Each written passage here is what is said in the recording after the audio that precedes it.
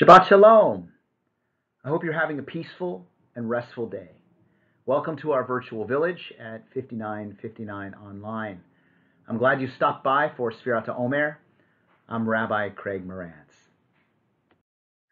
We're getting closer and closer to Sinai, and our virtual toolbox is getting fuller and fuller with midot. Today, we add another midah. Can you guess which one? Our Passover Haggadah champions this virtue by inviting all who are hungry to eat.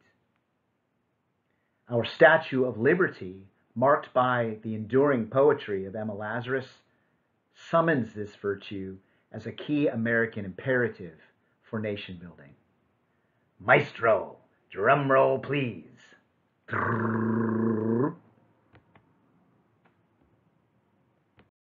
Hakhnasat Orchim is the practice and spirit of welcome.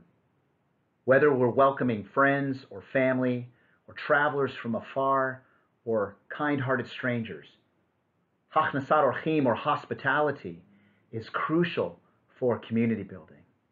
Whether we're talking about our Passover table, a child's play date, or a Jewish poet's perfect capture of America's most collective ethos of invitation, our most inspiring spirit of ingathering and inclusion. By the way, Hakhnasat Orchim is not just a midah, it's also a mitzvah, a commandment. And our very first dugma of Hakhnasat Orchim, our very first example of the spirit and practice of welcoming, is found at the beginning of the Torah in the book of Genesis, Breshit 18, verses 1 through 6 and following. I'll share a bit of the story. The Eternal One appeared to Abraham by the terebinths of Mamre. Abraham was sitting at the entrance of the tent as the day grew hot. Looking up, Abraham saw 3 men standing near him. As soon as he saw them, Abraham ran from the entrance of the tent to greet them, and bowing to the ground, he said, "My lords, if it pleases you, do not go past your servants. Let a little water be brought. Bathe your feet and recline under our nearby tree. And let Sarah and I fetch a morsel of bread that you may refresh yourselves. Then go on, knowing that you have come to your servant's way." And the 3 men replied, "Do as you have said." And so Abraham hastened into the tent to his beloved Sarah and said, "Quick, 3 seahs of choice flour. Knead and make cakes." Considering Abraham was recovering from a Brit Milah, it's truly amazing that he, together with Sarah, are literally running around to make sure their unknown visitors feel right at home. Our ancestors model a certain discipline and dedication for welcoming. Not only that, they hustle. In fact, my beloved high school baseball coach, Ron Kasparian of blessed memory, would have been proud of such hustle. Hustling and bustling, Abraham and Sarah gave full and rapid effort to their hospitality. From the ancient wisdom of Rabbi Natan, who lived somewhere between the 8th and 10th centuries CE, we learned that Hakhnasat Orchim is not just a matter of chesed, or kindness, but also one of rachmanut, or compassion.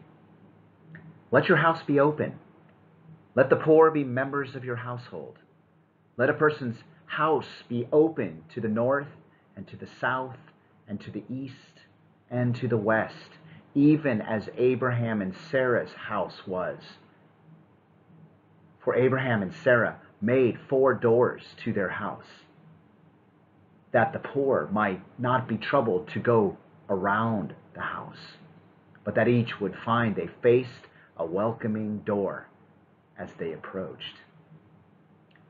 Here, tradition anticipates with great concern and sensitivity the possible shame or embarrassment people may feel when they are impoverished or when they are really hungry.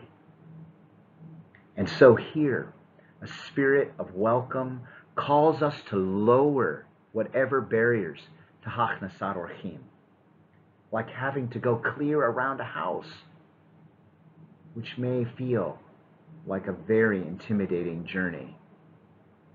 One cannot feel at home if the welcoming space and spirit therein fail to convey openness and invitation. Commenting on the origin of Hakhnasat Orchim, the Talmud reflects a certain theology about the spirit and practice of welcome. Hospitality to wayfarers is greater than welcoming the very presence of Shekhinah. For it is written, and Abraham said, "My God, if now I have found favor in your sight, turn not away while I go to attend to my guests." Wow. Hakhnasat Orchim is so important that the presence of God remains quite content to wait patiently while we take care of our visitors. More according to the Talmud. There are a number of ways to practice basic Hakhnasat Orchim, like greeting our guests at the door and welcoming them inside, or greeting our guests at the door with a smile on our faces and remaining cheerful throughout our visit. Remember we learned a midah, sever panim yafot? Well, Hakhnasat Orchim gives us a great opportunity to practice this other midah, which calls on us to be cheerful and to smile and to be warm and welcoming as well. We can offer something to drink or bite to eat. We can take interest in our guests, showing our curiosity. We can ask them questions about what they like to do or what's meaningful in their lives, or how they are doing. And at the end of our visit, we can accompany our guests to the door when they leave. Just as we can apply Hakhnasat Orchim on a grand scale to build a welcoming nation, we can also use Hakhnasat Orchim in very essential, down-to-earth ways to strengthen the quality of our community or the spirit of welcome in our homes. As a Reform movement, we recognize a very important truth so beautifully captured here. Jewish diversity in all its hues is no longer a wave. It is the ocean of Jewish life. At Emmanuel Congregation, we keep the doors of Hakhnasat Orchim open always, whether at 5959 North Sheridan or here in cyberspace. Our village, whether in physical or virtual form, welcomes you, no matter what your engagement in Jewish life. Our spirit of welcome flows from a belief in audacious hospitality, defined by our movement as a transformative spiritual practice, rooted in the belief that we will be stronger, more vibrant as a Jewish community when we fully welcome and incorporate the diversity that is the reality of modern Jewish life and the pursuit of authentic Jewish identity.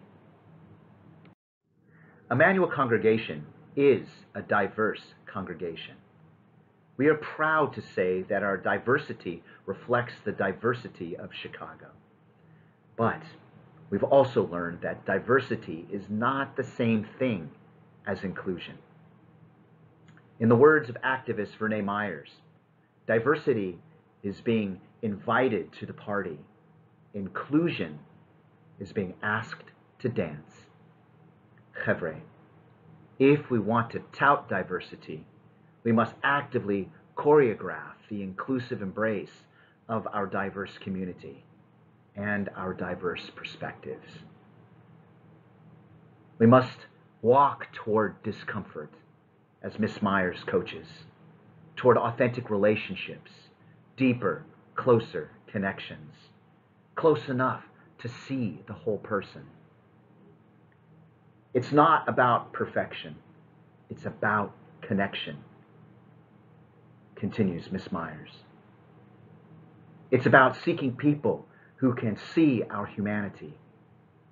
It's about fashioning compassionate understanding that flows forth from friendship with people who are different from us. This is an exquisite pathway to Menschlichkeit. This is an exquisite pathway to Hakhnasat Orchim.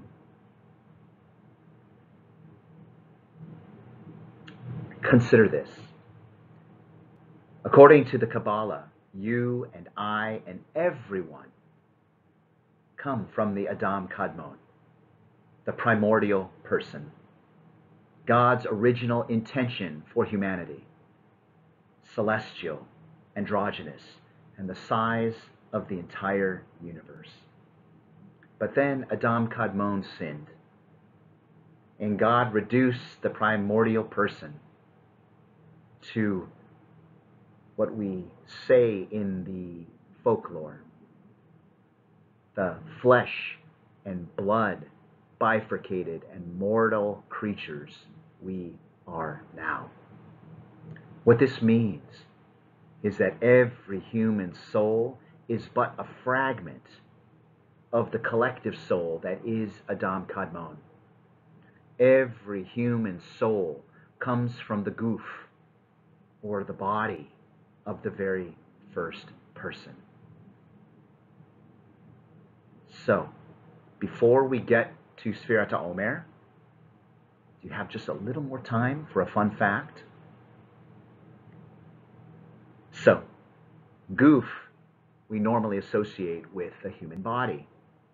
But in mystical circles, goof is also associated with a birdhouse of souls, or a birdhouse in our souls. Sounds like a pop song. Maybe they might be giants. Well, not to put too fine a point on it.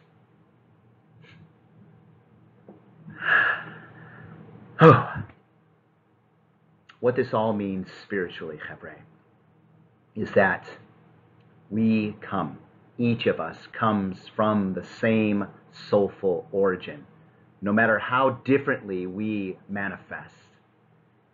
And then, when we become aware of this, I borrow from Brene Meyer's magnificent midrash, something really powerful and beautiful happens.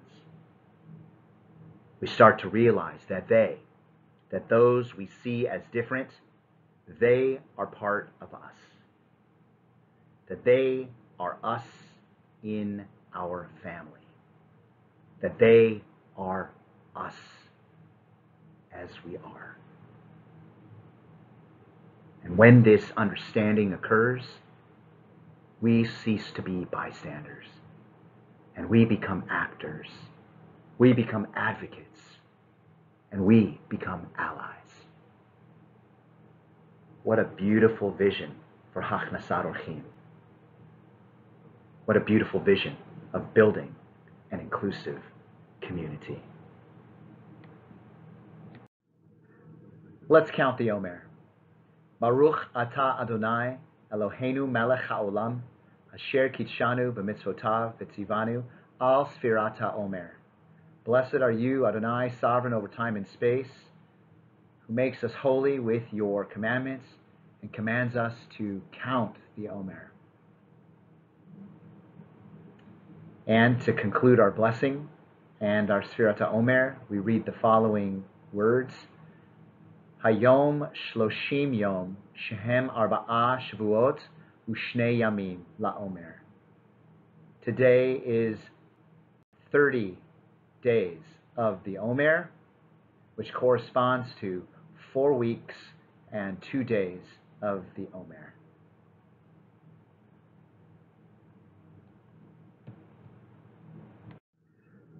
I conclude with a call to action. Hakhnasat Orchim is about authentic and genuine living. Hakhnasat Orchim is about growing and becoming who we are at every stage of life in relationship with one another. To encourage the creation of a culture of welcoming and acceptance and celebration and respect within the Jewish community of those who identify among us as intermarried couples, Jews of color, LGBTQ+, Jews by choice, Jews living with different abilities, together with their families and individuals who come from these families. We must call forth Hakhnasat Orchim, audacious hospitality. Hakhnasat Orchim must be at the root of our community, transforming us all into a collective force for good that continuously builds on the relationality and the justice and the kindness of a practice and spirituality of welcome. Shabbat Shalom and many blessings to all.